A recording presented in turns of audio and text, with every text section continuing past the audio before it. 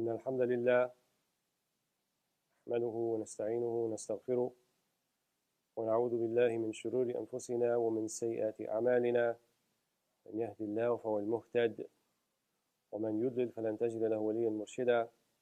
اللهم صل وسلم وبارك على المبعوث رحمة للعالمين سيدنا وحبيبنا وقرة أعيننا النبي الأمي سيدنا محمد وعلى آله وأصحابه وأزواجه ومن اهتدى بهدي إلى يوم الدين. تركنا عن المحجة البيضاء ليلها كنهارها لا يزيغ عنها إلا هالك.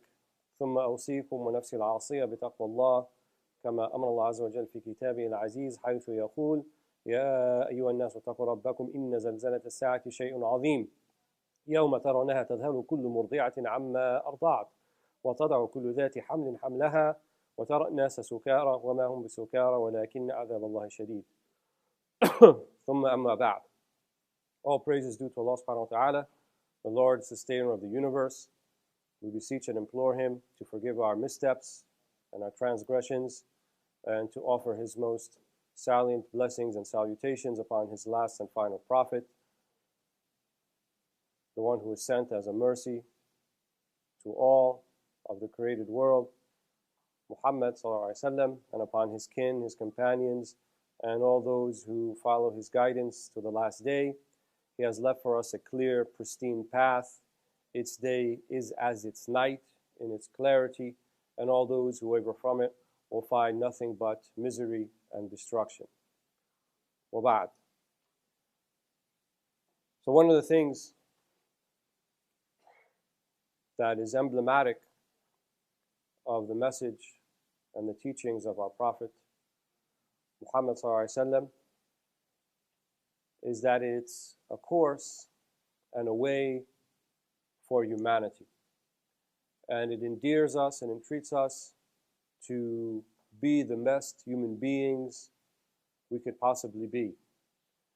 And it also recognizes and acknowledges that the human being also has the potential and the capacity to be something less than human, where we define humanity as all that is in accordance with the God-given faculties that Allah subhanahu wa ta'ala has endowed us with. Faculties of hearing, of speech, of sight, of knowledge, of literacy, compassion, mercy. These are all things that define humanity.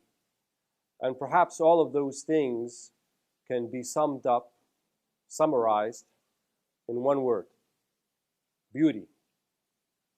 Everything that the believer does, everything that comes out of his or her mouth, everything that they put their trust into, and everything that they long for and aspire to should be beautiful. And in one of the hadith that's narrated in Sahih Muslim, that the Prophet ﷺ said about Allah subhanahu wa ta'ala, إِنَّ اللَّهَ جَمِيلٌ يُحِبُّ الْجَمَالِ, that Allah is beautiful and that He loves beauty. And this word Jamal in Arabic that we often associate with things that are amenable to us, things that we like. So we can recognize a beautiful picture, we could recognize a beautiful person physically, we could recognize a beautiful car, motorcycle, airplane. We inherently within us, we have the ability to recognize that which is beautiful. And we have an affinity. We are drawn to those things that are beautiful. No one is drawn to ugliness. No one is drawn to ugliness. No one loves ugliness. No one loves evil. No one loves even the physically ugly. Everyone loves beauty. And those who may find themselves drawn to ugliness, it's not because they love the ugly in it, but it's a reflection on themselves, that they have lost somewhat of their capacity, what is described as a basira, right? The inner insight, the intuitive insight to see things as they are. And that's one of the most important things about the believer. اتقوا فراسة المؤمن فإنه ينظر بنور الله. Be wary of the firasa, the spiritual intuition of the believer, because they see by the light of God. Right? We see by the light of God if we're true believers. And so beauty then comes to define everything that we should be drawn to. If we have a sound heart, if we have sound faculties. That's why the Sharia does not take people into account who don't have sound faculties. If you're not of sound mind, you're not taken into account for what you do, because you don't have the ability to recognize that which is good from that which is bad, that which is going to have good consequences and ramification, and that which is not. But yet, the prophetic message also came to dispel some misconceptions that we may have. So it's a normal human inclination to think that at times we have to dispense with beauty when the situation arises, when there's a need, when there is dhulm, when there is oppression, when there is corruption, when we have to defy evil. This is a time now, perhaps, and I call it a misconception, I'll demonstrate to you why in a second, that we have to dispense with this notion of beauty. This person is hurting you, these people are hurting us, these people are doing despicable things, then we have to repel that by any means necessary. We have to make sure that no longer happens, that has to cease and stop, and they have to completely desist. And we take it upon ourselves, right? If we can't do it physically, then at least by our tongue, and if we can't do it by our tongue, then we hate it in our heart, as the hadith of the Prophet ﷺ mentions, right? مَنْ رَأَى مِنْكُمْ مُنْكَرًا فَلْيُغَيِّرْهُ بِيَدِهِ فَإِنْ يَسْتَطَعْ فَبِلِسَانِهِ وَمَنْ يَسْتَطَعْ فَيَكْرَهُ فِي الْقَلْبِ وَهَذَا أَضْعَفُ الْإِيمَانِ أو كما قال صلى الله عليه وسلم. And you see something that is reprehensible, change it with your hand. If you're not able to do so, then with your tongue, say something about it. And if you're not able to do that, then at least hate it in your heart. وَهَذَا أَضْعَفُ الْإِيمَانِ, and that's the weakest of the iman. And this is one of the most oft-quoted hadith, probably in the last 20 or 30 years, in khutab, all over the world. Why? Because we have this sense of mazlumiyya. We have the sense that we have been wronged, that we have been oppressed, and that we need to right the wrongs, that we even may have an inkling of a sense of retribution. Muslims collectively I'm speaking about now. But as I said, the prophetic message comes also to dispel some normal human inclinations, to dispel those misconceptions that can arise out of that. And one of those things, as I mentioned, is this idea we have to dispense with beauty. We have to dispense with what we think to be good in order to repel that which is bad. And nothing could be further from the truth. And I'm only going to give you 3 examples to demonstrate that. We find this word Jamal or Jamil in the Quran mentioned 3 or 4 times. And every time it's mentioned, it is mentioned with a difficult situation. In a situation where you would think it's not a time to say beauty. Right? When news came to our prophet Yaqub, alayhi salam, right? And some of the sons or the brothers of Yusuf came, bidamin kadhib, right? They said that Yusuf fell in the well or Yusuf was eaten by the wolf. And then they brought a shirt with not his blood, but some other animal's blood or fake blood or whatever it might have been.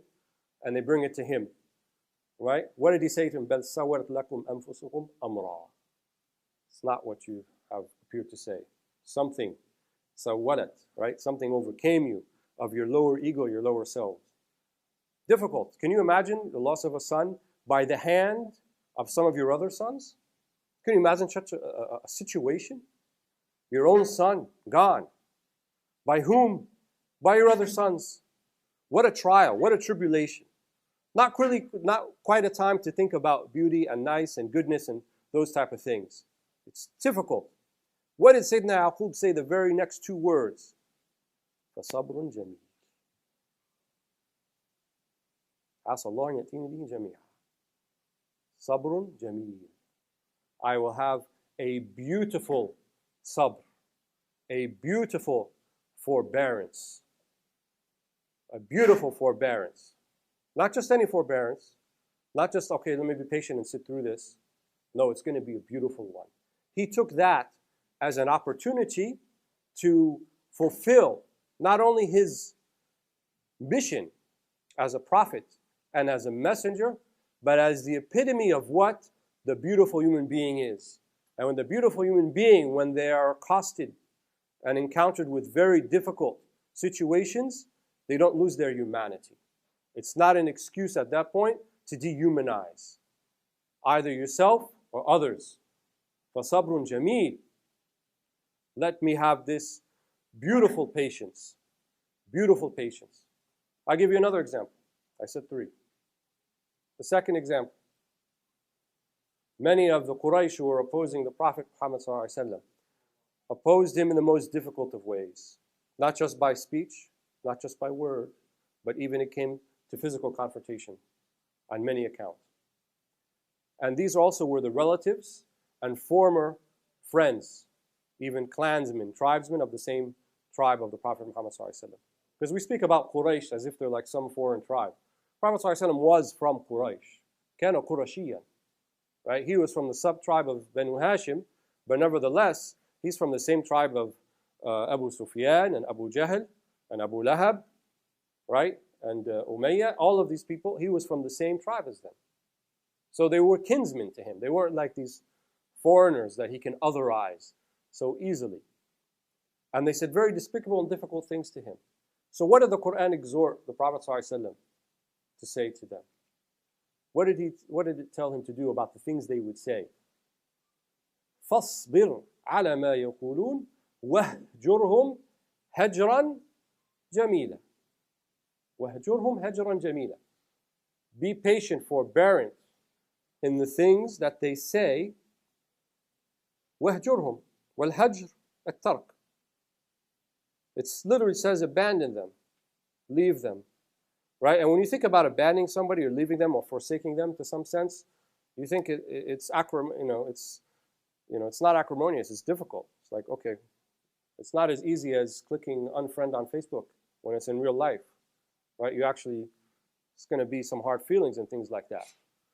But here the Quran is telling the Prophet ﷺ how should he do it? وَهْجُرْهُمْ هَجْرًا جَمِيلًا. When you do it in a beautiful way. In a beautiful way. So another account, how is it that we can leave someone, forsake them, abandon them, or at least stay away from them in a beautiful way?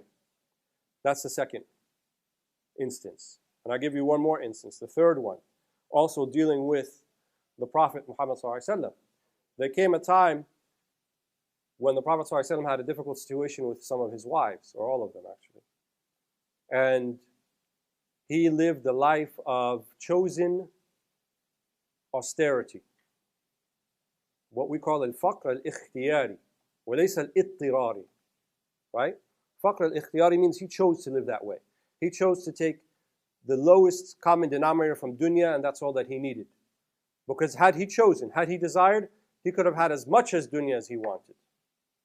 They would have given it to him freely. He did not desire it. Not only did not desire it, he also asked that sacrifice of his family, of his wives. But he understood also it is a sacrifice. It's not something they have to do. So in Surah Al-Ahzab, Allah subhanahu wa ta'ala instructs the Prophet ﷺ how to go about doing it. Right? Say to your wives, إن كنا تريدن الحياة الدنيا وزينتها فتعالين نمتعكن ونصرحكن صراحا جميلا. Say to them, if you want the beauty of this life, zina, right? Something of this life, hayat dunya, nice clothes, nice house, all those things all the other wives might want, fata'aling, no problem, right? And there'll be tamtiya. In other words, give them what they desire. وَصَرَّحْكُنَّ صَرَاحًا جَمِيلًا. But if this is what they want, that is not compatible with what the Prophet ﷺ in his mission. Because he is an exemplar, not just for his generation, not just for the generation after him, but for all of humanity. And the rest of humanity to the day of judgment that lives after him. He's that exemplar. And so his life had to be a life that was not about dunya. That was not about partaking in just fleeting delights at any cost. So were they willing to make that sacrifice? The Quran is telling them, if you are, stay with the Prophet. If you are not, then he will separate from you a beautiful separation. Sarahan jamila. Again, this word beauty. Right? We think about divorce, we think about families breaking up, and it seems it's like, that's acrimonious, that's not a nice thing. You know, how many people divorce amicably? It's always hard feelings, right? It's always something that's not right. But here, again, dispelling the misconception that even in that difficult situation, that it would be devoid of beauty, the Quran clearly instructs us that it's not, that there's still beauty there. So if there's beauty in the difficult situations, then what about the easy situations? Right? What about when we feel like we're so blessed because we have so much and so many people are interested in what we have to say, or so many people like us, right? What then? Shouldn't that be more deserving of beautiful action and beautiful words and beautiful demeanor and beautiful akhlaq and character? Or do we take it as an opportunity to be arrogant and haughty and spread rancor amongst others because of what we think we're entitled to or what we deserve? So none of these fulfill that mission, that meaning of beauty. And in the second khutbah, I'm going to talk about some of the manifestations in the 3 verses that I talked about, and the 3 instances I talked about in the Quran, of how this beauty, how we can reach that beauty when we face these difficult questions. أقول قولي هذا وأستغفر لكم ولسائر المسلمين فاستغفروه فإن التائب من الذنب كمن لا ذنب له.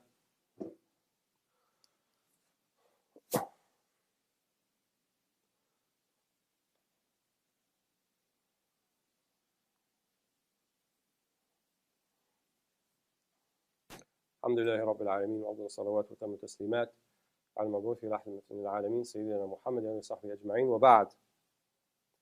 So Sayyidina Yaqub, at the loss of his son, or the perceived loss of his son, he said, Sabrun Jameel. What is this beautiful forbearance? What is this beautiful patience? One of the things that the ulama say about forbearance in particular, or sabr, they look at it as one of those posts on your spiritual journey that you will not realize any other type of openings, epiphanies, if you will, unless you can have tahaqquq, you can have realization of this meaning of forbearance. And this meaning of forbearance is predicated on a few things. And if you don't have those things, it will be very difficult for you to be forbearant and to show patience. Number one, I would say, or close to the top of the list, is something that they call it عدم الاعتراض على الله. Having no objection to Allah and His divine decrees. This is at the top of it. The reason that patience is painful, right? Because when we say, oh, brother, be patient, sister, be patient, oh, you got a C on your economics exam, next time, be patient. We try to assuage and offer words of kindness because it's painful. Fi alam. But why is there pain to begin with? There is pain because there were certain expectations that you had that were not met. That's painful. But what if you didn't have expectations? What if you just did because you did, and you do because you do, and there are no expectations after that? Logically speaking, then you would never feel pain because you don't have an expectation of something to happen. So you need to get through what I would call the sabr shukr barrier, right? Between patience, forbearance, and then gratitude. There's a fine line. And it's predicated on what I just mentioned. Do you have an objection to what's happening to you? If you do, that's really an objection to God and what He has decided and decreed for you. If you don't have an objection, then not only may you be forbearant in it, you may even be grateful, thankful. Why? Because you have to put it all with Allah subhanahu wa ta'ala. وَأُفَوِّدُ أَمْرِي إِلَى اللَّهِ. And I put complete agency. Subhanallah, the ayah is like as if you need to say that for it to be true. It's already mufawwad. There is already complete agency with Allah subhanahu wa ta'ala. But do you acknowledge it or not? Right? It's like the other verses that talk about everyone will come to Allah subhanahu wa ta'ala on the Day of Judgment, abda. Everyone will come as a slave. Whether you like it or you don't like it, whether you recognize it during your earthly life or you didn't recognize it, the end result will be one. That's how you're going to come. So you can choose to be so, and if you choose so, you are elevated, you are raised. And then abd, the word slave for you, is an honorific. It's a badge of honor at that point because you chose it. Or you don't choose it, and you come in chains, and you get dragged there. And then abd, the word slave for you, is not an honorific. You're debased by it. Because as the Prophet ﷺ reminded us in some of the hadith, you are a slave to that which you love. So if you love dunya, if you love praise, if you love prestige, if you love status, if you love delights, and that's all that you love, then you'll be a slave to that. But if you love Allah subhanahu wa ta'ala, and you love His Prophet ﷺ, then you'll be a slave to receiving their pleasure, which is two different things completely. So, sabr, jameel, means number one, recognize that this situation that you're in now, it's totally from Allah subhanahu wa ta'ala. And there was nothing you could have done really to avoid it. And so, it's a test for you at this point. Was Sayyidina Yaqub a bad man? He's a prophet. Can we say that what happened to him was a punishment to him? Abadan. That's mushkil. That's very problematic if you believe that. So can we say the things that happen to us are punishments? Is Allah actually punishing us in this life? Or is He leading us to something much better in the next? Did the Prophet ﷺ receive all of the trials and tribulations of his life? Were they punishments? Was Allah punishing His Prophet? And Allah says that He loves His Prophet. How can that be? And Allah says about His Prophet, وَلَسَوْفَ يُعْطِيكَ رَبُّكَ فَتَرْضَى. And Allah will give you and you will be pleased. Allah is going to please the Prophet. There's no other person mentioned in the Quran that He talks about like that. Allah will please the Prophet. That's why some of them said this is the most hopeful verse in the Quran. Why? Because the Prophet ﷺ would be displeased for any of us to enter into hellfire. Any of his ummah. And his ummah is not just me and you and all those who say La ilaha illallah in this room. His ummah is the 7.5 billion people outside.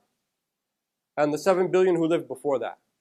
That's his ummah. Anyone who lived after the Prophet ﷺ, they are all from his ummah. So he would be displeased that even a single one of us would enter into hellfire. وَلَسَوْفَ يُعْطِيكَ رَبُّكَ فَتَرْضَى. Allah will please the Prophet. So this sabr jameel, this beautiful patience, means that put Allah and His Prophet before you. And recognize that what you're going through, many, many before you have walked that same path. Including our beloved Prophet ﷺ. So don't think of it as a punishment or as retribution from Allah. Allah is so much bigger than that. He's so much more merciful. Right? مَا غَرَّكَ بِرَبِّكَ الْكَرِيمِ. What has deluded you except your generous Lord? This is the one that's deluded, recognizes his Lord is generous. So what about the ones who don't even see that He's generous? How much more deluded are they? So this sabr jameel, this beautiful patience, this beautiful forbearance has to be predicated on that idea to begin with. What about this hajr al-jameel? وَاصْبِرْ عَلَى مَا يَقُولُونَ وَاهْجُرْهُمْ هَجْرًا جَمِيلًا. Be patient in what they say to you and leave them, stay away from them, a type of hajr jameel. And you might say to yourself, how do you abandon someone? How do you forsake someone? How do you leave them alone and kind of sort of end the relationship to some degree, but yet it's beautiful? And I thought about this a little bit. And one of the things that the way the Quran describes adversity between Muslims and non-Muslims is that it mentions words that would give you an idea that it's something that is what we call tariq and not asli. It's not a foundational thing. It's not something where it has to be that way. Amr tariq. In other words, it's something that came about and can just as easily go away. It's temporary, right? It says about عَدَاوَ بَيْنَكُمْ وَبَيْنَهُمْ, right? This enmity between you and them. Not your enemies, but there's enmity between you two. That's a different way of saying it. Enmity between two people can go away. And even the Quran tells us that if you spread peace, if you spread sabr between people, that the furthest adversary away from you, right? Al-khasm, the enemy, what seems to be like an enemy, كَأَنَّهُ وَلِيٌّ حَمِيمٌ, as if he is the closest, right? إِدْفَعْ بِالَّتِي هِيَ أَحْسَنُ. How so? idfa billati hiya ahsan. Repel with that which is better. And as I said, the Quran dispels misconceptions. This word idfa in Arabic means to repel, to push away. Usually when we think repel, again we think force, aggression, right? Repel them. That's not what the Quran said. idfa billati hiya ahsan. فإذا الذي بينك وبينه عداوة كأنه ولي حميم. Repel with that which is more beautiful. That's what hasad means. بِالَّتِي هِيَ أَحْسَنُ, with the thing that is more beautiful, that is greater, that is good. فَإِذَا الَّذِي بَيْنَكَ وَبَيْنَهُ عَدَاوَةٌ. Then you will find that between the two of you there may be some عداوة, in enmity, كَأَنَّهُ وَلِيٌّ حَمِيمٌ. As if he is the closest confidant, the closest friend you ever had. Just like that. Just like that. And we have so many examples of this in our seerah. Umar ibn al-Khattab goes that night, the would-be assassin of the Prophet ﷺ. The assassin, that's what he was going to be. That was going to be his legacy. He comes out and he leaves, and we say Umar ibn al-Khattab, al-Faruq, radiyallahu anhu. The Prophet ﷺ says about him, لو كان نبيا بعدي لكان عمر. He says if there were to be a prophet, but there's no prophet after him. But if there were to be one, it would have been Umar. The would-be assassin. And he is buried in the same hujrah, the same room, the same sacred room as our Prophet Muhammad ﷺ. You show me anywhere else in history, anywhere else, any civilization, where the would-be assassin of the leader is buried next to him and became one of his closest confidants and friends and married his daughter. Did the Prophet ﷺ not marry the daughter of Umar, Sayyidina Hafsa? Radiallahu anha? He did. Where else do you find that? This is the legacy of the deen. It's not about spreading enmity. It's not about spreading rancor. It's not about us getting retribution. It's not about us securing our rights as some special interest group. It's about spreading love and peace and rahmah and mercy and helping people realize their human potential. That's what this deen is about. It's so much bigger than what we think it is. Don't make it narrow, right? Don't make it just small. It's so big. It's so encompassing. So live the encompassing nature of the deen, right? And we're trying to show one of those meanings today. Sabr jameel, al-hajr jameel, right? Even when you have to do something that's difficult, do it in the beautiful way. If you have to do divorce and there's no other way, do it in a beautiful way. The Quran says, وَمَتِّعْكُنْ. This tamti' means that you give them a parting gift, that you treat them right, that you don't speak about them in an evil way. Right? Sayyidina Abdullah ibn Umar divorced one of his wives. And before he divorced her, he was having issues. So someone came and asked him, what's going on with you and your wife? He said, that's my wife. I don't talk about her to anybody. It's not your business. So then he divorces her. So same person, another person comes to him and asks him, what happened with, your wife? She's not your wife anymore. He said, she is ajnabiyya. Right? She is not my wife anymore, and it's not halal for me to speak about another woman. So why are you asking me that question? Still the respect, right? You respect them when you get along, and you still show that modicum of respect, even if you don't get along. This is what al-hajr al-jameel is. Recognize it may be temporary, right? Or with sarah al-jameel, even if you have to divorce, do it in an amicable way. Do not go beyond bounds. Do not make the children that were between you hate one another or hate one of the parents. Right? Because you just want to be vindictive and you want to find retribution to that spouse who you think hurt you, which they may well have. They very may well have. But should it be at the expense of your children? Should your children have to suffer? They are going to suffer enough from the divorce to begin with. Should they suffer more now because each one of the husband and the ex-husband and ex-wife are trying to spread that so they can curry favor with their kids? I guarantee you it will backfire. And so even when we talk about divorce, there's adab, there's etiquettes, there's courtesies involved. There are waiting periods involved. If you're going to do, just on a side note, if you're going to do a Sunni divorce, the way it's supposed to be done, then I would say at a minimum, from the time that you decide, or if the both of you decide that you want to divorce or that's an option, it should not be less than 1 year until you think they're actually going to go through with it. Because the Quran talks about steps, right? First there's maw'idha, there's admonition, then there's islah al-bayn, then you bring hakaman min ahliha wa hakaman min ahli, someone from his side, someone from her side, they talk about it, right? And then if you still decide to do it, then there is a iddah, there's a waiting period. She should stay in the house, according to most of the ulama, where there's a chance to reconcile and istirja. She comes back. All of that stuff shouldn't be a minimum less than a year. So you're sitting in your house, you think it's hajran jamila or sarahan jamila, and you say in one word 3 divorces, and you're done? You just throw away that? And Allah calls it mithaqan ghalidha. He calls it a heavy, ghalidh, right? Look at the way the word sounds, ghalidh. Difficult, heavy, right? Contract, relationship between the two of you. It's not thrown away like that. It's not disposable. You don't just throw it away because you're no longer into it, because you're not feeling it. You're not that into her anymore. You're not that into him anymore. Those are not reasons for divorce. Look at the Quran. Read the words of the Quran. Penetrate the deeper meanings. See how the Sahaba lived, right? See how the Prophet ﷺ lived these meanings, how he taught them, how he left them as a legacy for his companions and for us. Alhamdulillahi Rabbil Alameen. اللهم أرنا الحق حقا وارزقنا اتباعه وأرنا الباطل باطلا وارزقنا اجتنابه اللهم اجرنا من النار ومن خزي النار ومن عمل المقربين النار وقنا الجنة مع الأبرار يا عزيز يا غفار واغفر تعالى عما تعلم إنك أنت العزيز الأكرم. Allah subhanahu wa ta'ala, we ask you to forgive our sins and our trespasses and our mistakes, and to lift the trials and tribulations upon all our brethren, wherever they may be, our brothers in Syria, in Aleppo and Syria, and in Kashmir and Afghanistan and in Pakistan and in Burma and in Central Africa and in all of the places where many of our brothers and sisters are going trials and tribulations. We ask you to remove all these trials and tribulations. It has been a long time. Many of them have afflicted. Allah, we know that your benevolence is greater than we can ever imagine. So we are hopeful that these things will go away and that you will shine your light of mercy upon all of us collectively and individually. And we ask you as a final request that you bequeath us the great and most fortunate blessing that we say upon our last breath, La ilaha illallah Muhammadan Rasulullah.